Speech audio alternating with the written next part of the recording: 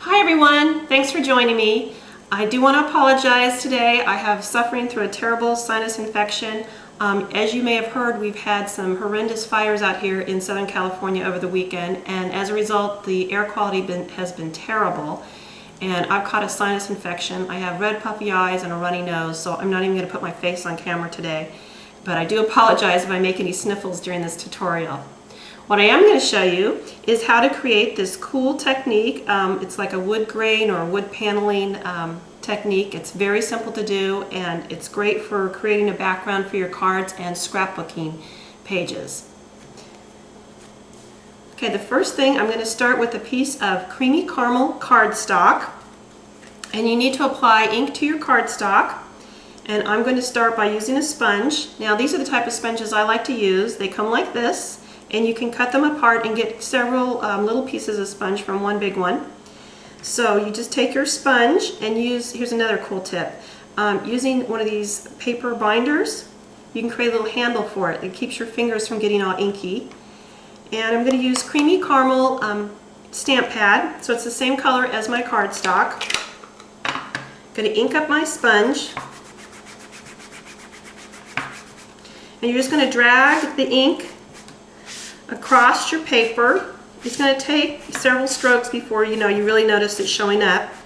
But what you want to do, is just drag it in one direction. In other words, if you're going to drag it, across the vertical length of your paper, then don't do the horizontal. But you're going to just keep dragging that sponge across.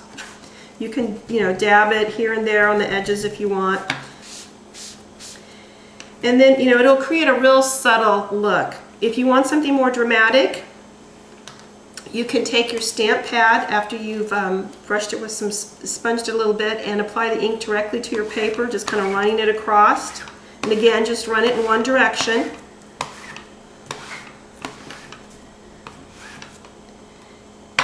And you will have a piece that kind of looks like this. You could even use it just like that. It looks like just like a plank of wood.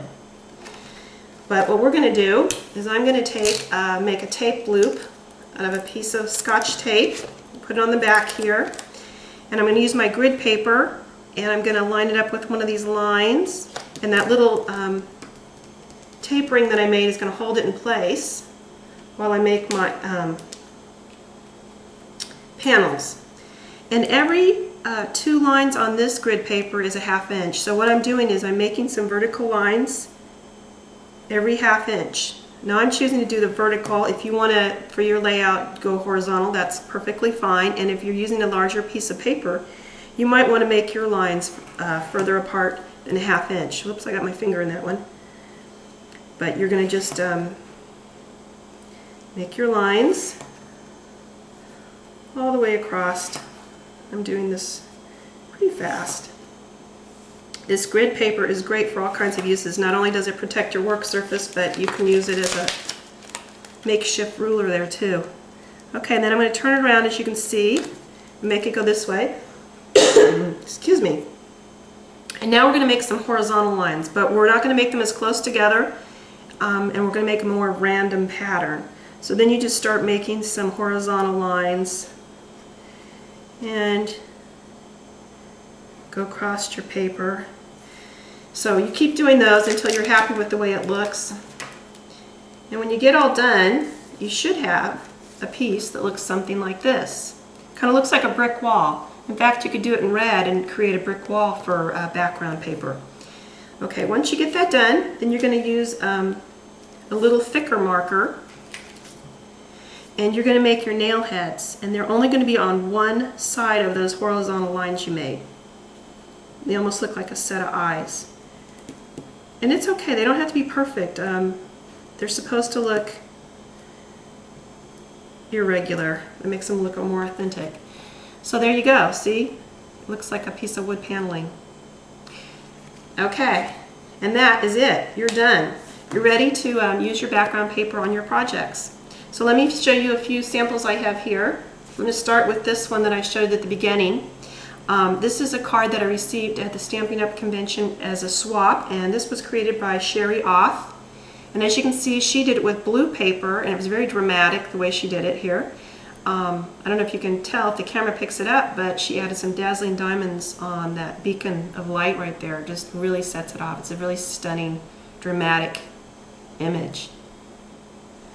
And here is another one I received in the swap. I unfortunately don't have the name of the person who created this one, but as you can see, it created a look of like a wood-framed house, or even like a barn. And here's a couple that I did recently. Picking up on a Western theme. You can see my wood planks back here. And I did one also in blue. And I used gray to make the lines on there, but it's blue ink. And that's it. Super simple to do, and you get great results every time. So hope you have fun with it. Thanks for joining me.